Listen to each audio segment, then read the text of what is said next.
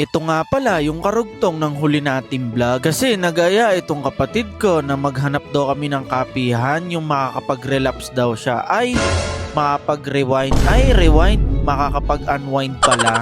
Kaya tara, samahan nyo kami. Nga pala, ako pala si Gabo, isang OFW dito sa Taiwan. So, for today's video, na-miss ko nga pala mag-intro ng ganito guys. Ngayon lang ulit tayo nag-voice over kasi nga balagbag na vlog yung ginagawa natin.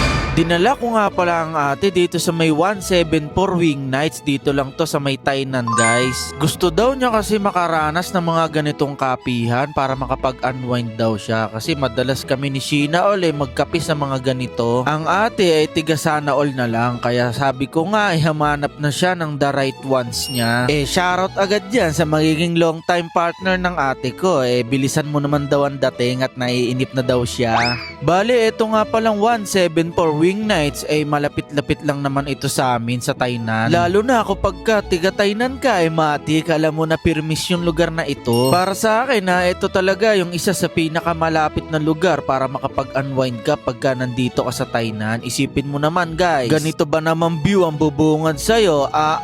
Talaga naman. Mapapasabi ka na lang ng paano na lang kung bumalik yung greatest what if mo. Aray ko.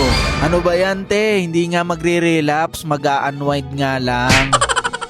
Anyways, ito nga palang 174 Wing Nights wala silang entrance fee. Kumbaga, o-order ka lang dito at yun na yung mismong entrance mo ba. At nasaktuhan nga namin na walang masyadong tao ngayon kasi nga nag-uulan. Kaya ito pipitikan ko muna kayo ng kapirasong montage.